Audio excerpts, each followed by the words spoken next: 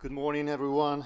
Dear Commissioner, Mr. Hololam, good friends, and welcome back to the Leaders Summit Europe organized by the Global Tourism Forum.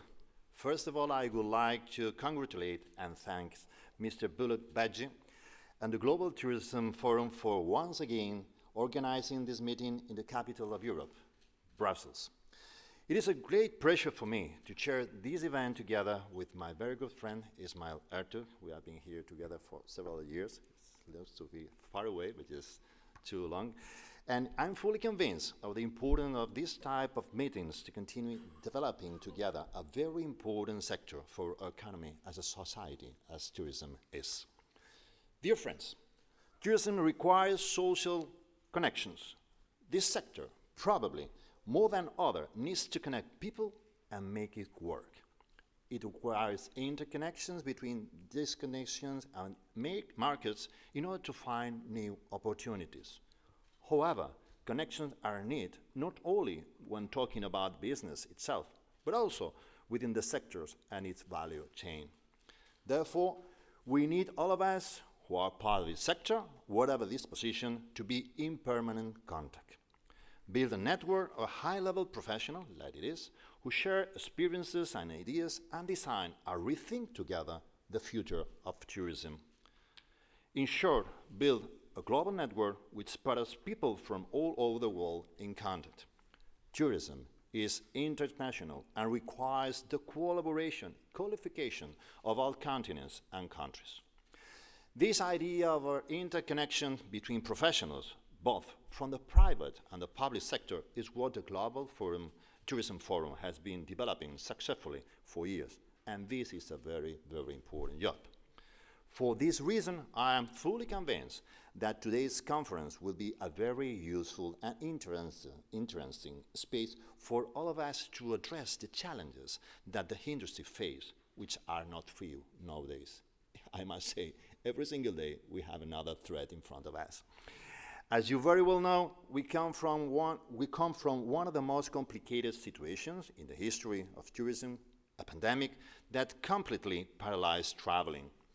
The world came to a complete lockdown and many travelers were grounded for months.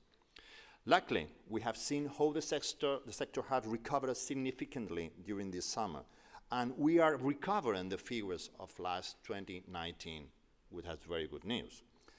This is thanks to the fact that the industry has its professionals have maintained their business open during these 2 years with a lot of effort and without help, hoping that the situation returns to normal, and that we have this next value added and thanks to its enormous efforts. Today, like in any industry, tourism is not immune to world events. The war in Ukraine raises another challenges, especially the energy and prices rising.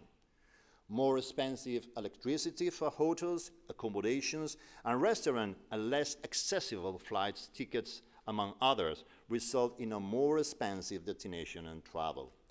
Having this in mind, how can tourism reinvent itself during this period of instability to maintain activity and attractiveness? How can we ensure that in times of crisis, people continue dedicating part of their time and leisure to travel? These are the main challenges that lie ahead and to which we have to pay close attention and give answer and public response. In Europe, as other world regions are doing extremely well, I fully believe that we should claim tourism as an economy engine ahead of a potential recession, as it is the case in the past. The next few years are crucial, and other countries are ahead of us, leading to many sectors. Therefore, I'm finalizing. We must agree the EU leaders to promote European tourism and mitigate the effects of the energy crisis in the sector. We must be capable of offering attractive and affordable products and destinations, but also selling our continents to the world. And how? Starting by creating the true European brand that attracts visitors from the rest of the world and put tourism in the center of our economies.